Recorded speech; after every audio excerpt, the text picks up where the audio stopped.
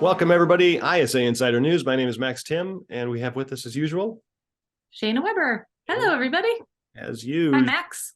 Hello, hello. How was your weekend? It was good. I thinking, when it's Monday, because we record this on Monday, I look back at my weekend like, how was my weekend? Because I have a kid, so it's all about that. But I did see. Or like, how was his weekend? Yeah, I did see a movie in the theater. So we could talk about that. Okay. Or we can talk about it now.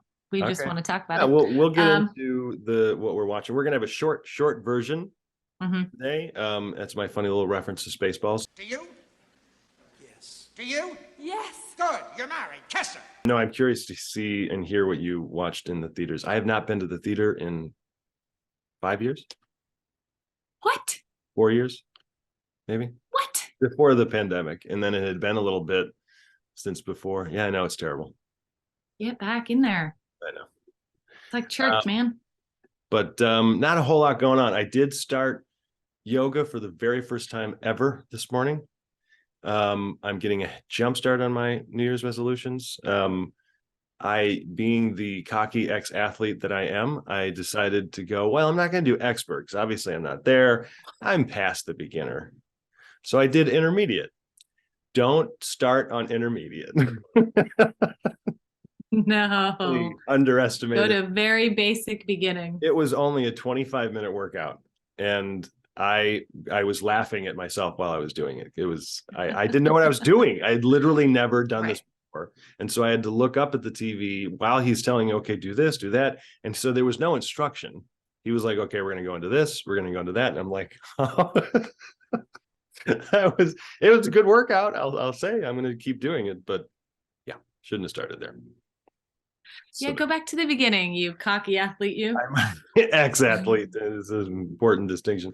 Well, let's get into it. Since this is the short version, let's get into our top headline of the day. I don't know if all of you watching this have heard of this, but there is a list, a once every decade made list, which is pretty cool, of the greatest films of all time through the UK magazine Sight and Sound. And so there's been this poll going around the interwebs. The Sight and Sound poll, I think, might be the hashtag. And it's very interesting to see the top 100 films that they selected. There is a little bit of controversy about the first one that we will talk about. Yeah. So this list, you will see the link, obviously, but the number one film that is on the list this year, what's it called? I don't even know what it's called. I've never heard of it in my whole life. It's like, I think Jean Dielman, I think is what it's called, but it's directed by a woman, Chantal Ackerman, and the title, I believe, and I'm not going to be able to pronounce all of this in French, Jean Dielman 23, Quai du Commerce 1080 Brussels. This is the name of the movie. Yes. And I am obviously not pronouncing that in the proper accent, but from what I've heard and read about it, I've literally never heard of this movie. People agree that this is one of the best movies ever made. And it was like number 36 in 2012. And the big issue right now is that it leapfrogged all the way to the number one spot. Right. And it's old. It's like from 1975, right? Yeah, it's from the 70s. So that's an interesting, yes. So it's a movie about a woman who is a widow. I read about this. I have never seen it. I'm going to now, though, because I'm interested. Yeah. Who it's just following her for 3 days as she cleans, does stuff in her house, occasionally has a male suitor over because she is also a prostitute. Yes. So interesting. What it reminds me of, there's a movie out now called Good Luck, Leo Grand. Yeah. With Emma Thompson. It kind of has like it made me think of that movie. I don't know if that has any influence on it, but it's a great film that takes place in one hotel room. Okay. But yeah, kind of, it made me think of that. So I wonder if that was influenced by this think film. An important distinction to make here is, when they say top greatest films of all time, they're looking at the artistry of the movie, the cultural changes that came from the film, how influential the movie was at its time and what it represents as a piece of artwork. I think that's the important thing to distinguish. Not necessarily what are our favorites, like that. Right. Some of my favorite movies are like Dumb and Dumber and Spaceball, like that. Those aren't the greatest movies ever made. Yes, but they are. this is what I mean. It's such a wide girth of opinion out there in terms of right. What people believe. And Paul Schrader, very famous writer, and I was a part of an interview panel that he was on, and he just an awesome, wonderful person. He came out with some comments, though, that I was like, whew, okay, I don't know if I completely disagree, but I'm thinking we might need to move into the 21st century here, Mr. Schrader. But his comments, among others, he was saying, by expanding the voting community, which, by the way, they expanded the amount of people who vote for this by quite a bit, and the point system. This year's SNS poll reflects not a historical continuum, but a politically correct rejiggering. Ackerman's film is a favorite of mine, a great film, a landmark film, but its unexpected #1 rating does it no favors. Jean Dielman will, from this time forward, be remembered not only as an important film in cinema history, but also as a landmark of distorted, woke reappraisal. You know what? The current times are woke, and whatever you want to say for being woke, it's there's some aspects of it that are great, some not so great, depending on where you're at in the world. But yeah, I'm all for it.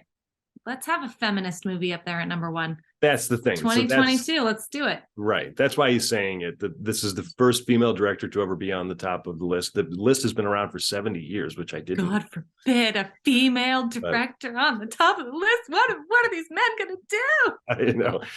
It was just one of those comments where I thought, Mr. Schrader, you're totally entitled to your opinion, just like the people are who voted for this movie. And thank you for mansplaining to us all. Right.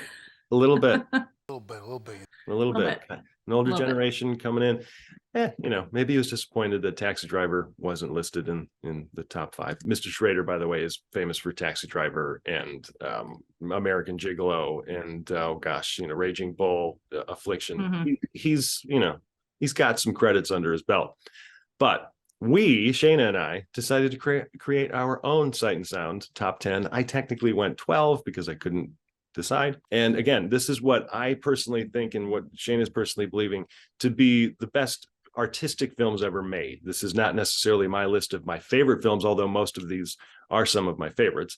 I just would have included some other ones on here that, So why don't you start with yours, Shayna? We'll go through them quickly because we're going to go through the short version of our show tonight. All right. Mine are some of them are from this list, but I haven't seen a lot of these movies that are on this list. So I've quickly put something together. Don't hold me to this list. I probably missed some great movies that I would go, oh yeah. Okay, so first I did The Godfather. Just think it was epically monumental. Yeah. 2, The Wizard of Oz. 3, The Shining. 4, Blade Runner. 5, Star Wars, which is not on this list because I think it changed everything for me. 6, Eternal Sunshine of the Spotless Mind. 7, Get Out. 8, The Searchers, which it's a Western, but it's an epic Western. Okay. 9, When Harry Met Sally. And 10, that's not on the list, I put Pan's Labyrinth. I agree with all of these movies being some of the greatest ever made. I completely agree. Mm-hmm. I agree with Get Out only because of how culturally shifting the movie was. Yes. I wouldn't. That's where I kind of went with my list of how it shifted film.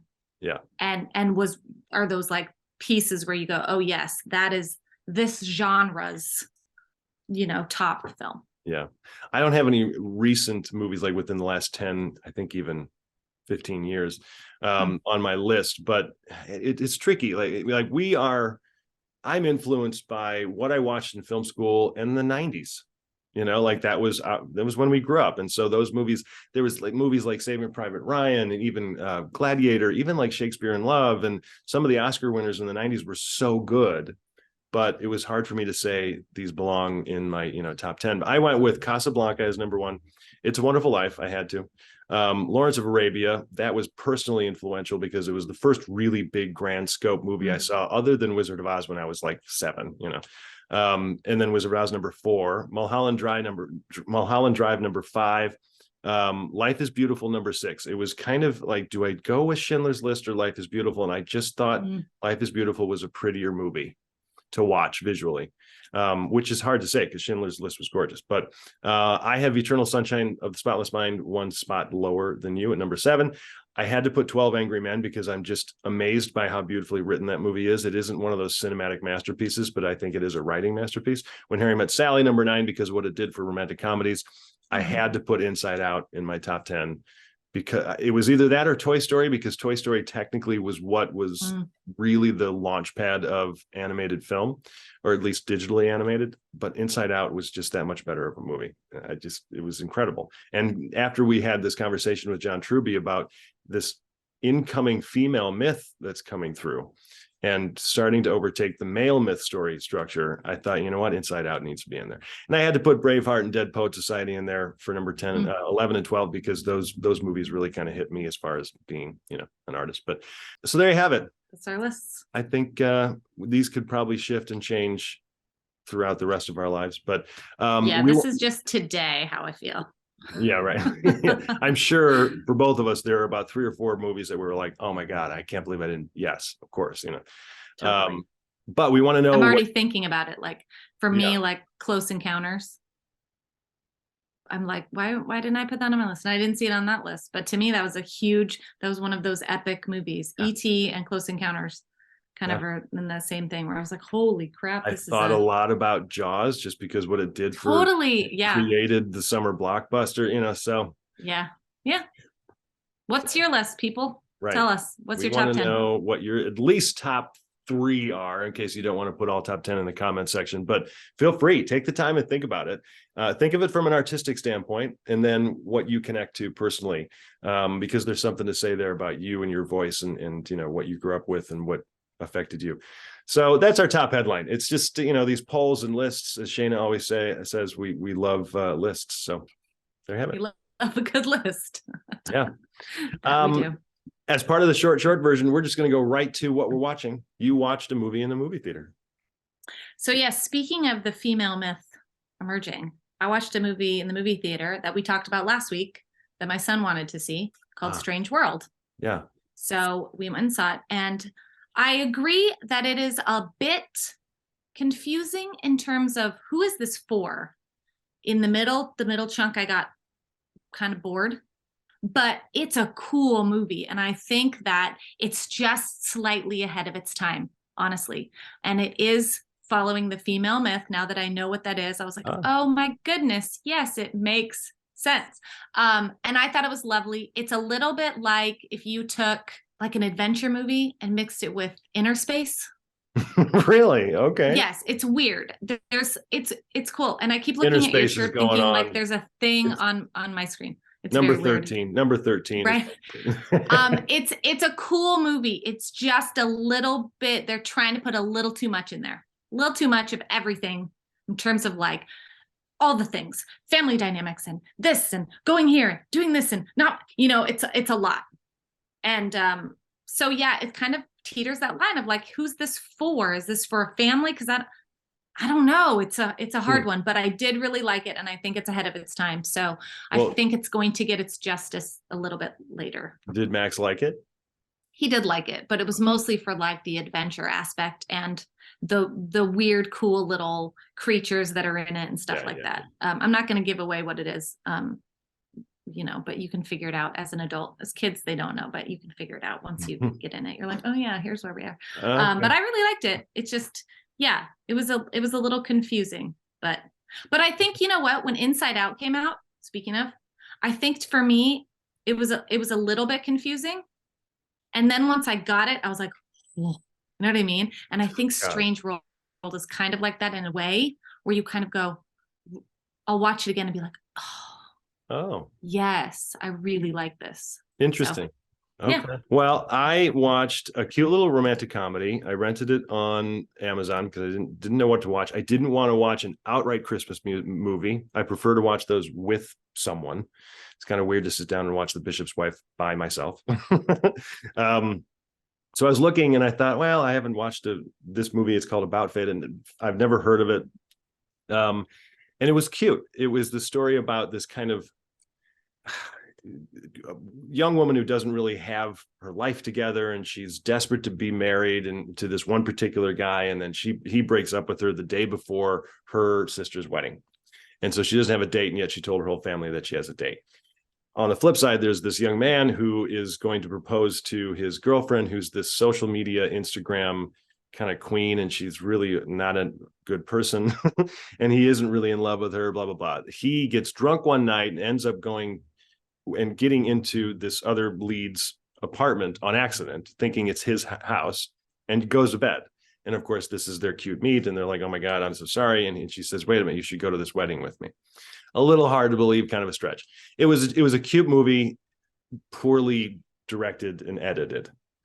Fun script, the acting was nice, but everything was so short. Like when you compare like When Harry Met Sally, we're able to sit in those moments with Harry and Sally and really sit there with them and get the jokes. And there's time spent.